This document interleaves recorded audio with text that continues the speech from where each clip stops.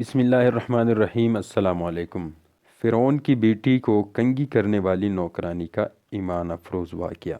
حضرت عبداللہ بن عباس رضی اللہ عنہما سے مروی ہے کہ نبی کریم صلی اللہ علیہ وآلہ وسلم کو اسرا کی رات ایک مقام سے گزرتے ہوئے نہایت ہی اعلیٰ خوشبو کی مہک آنے لگی۔ آپ صلی اللہ علیہ وآلہ وسلم نے جبرائیل علیہ السلام سے پوچھا تو انہوں نے جواب دیا کہ یہ فرعون کی بیٹی کی کنگھی کرنے والی خادمہ اور اس کی اولاد کی خوشبو ہے۔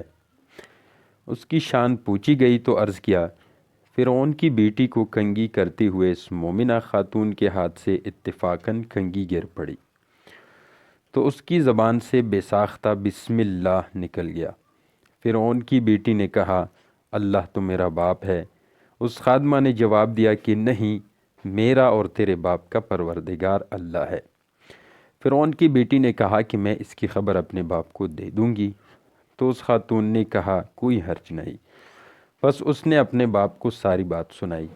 فرعون نے اس خادمہ کو اپنے پاس بلوایا اور کہا کہ کیا تم میرے سوا کسی اور کو رب مانتی ہو؟ کہا، ہاں، میرا اور تیرا پروردگار اللہ ہے۔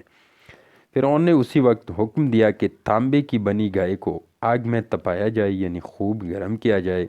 جب وہ بالکل آگ جیسی ہو جائے تو پھر اس خاتون اور اس کے بچوں کو ایک ایک کر کے اس میں ڈال لیا جائے۔ اس مومنہ عورت نے فرعون سے کہا، میری ایک درخواست ہے۔ اس نے کہا، کیا ہے؟ خاتون نے کہا، میری اور میرے بچوں کی ہڈیاں ایک کپڑے میں جمع کر کے دفن کر دینا۔ فرعون نے کہا، اچھا، تیرے کچھ حقوق ہمارے ذمے ہیں، اسی لیے یہ شرط منظور ہے۔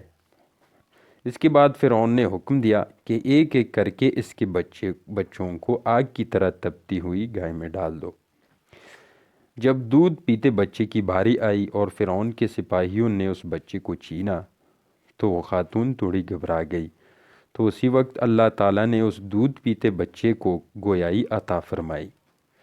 اس نے اپنی ماں سے کہا کہ امی جان افسوس نہ کریں، بلکہ انہیں آگ میں ڈالنے دیں، کیونکہ دنیا کا عذاب آخرت کے عذاب سے بہت ہلکا ہے۔ تب ماں نے بچے کو انہیں آگ میں ڈالنے دیا۔ ابن عباس رضی اللہ عنہما فرماتے ہیں کہ 4 ایسے چھوٹے بچے جنہوں نے بات کی وہ یہ ہیں: نمبر 1 عیسیٰ بن مریم علیہ السلام، نمبر 2 صاحب جریج، نمبر 3 یوسف کی گواہی دینے والا، نمبر 4 فرعون کی بیٹی کی مشاطہ کا یہ چھوٹا بچہ۔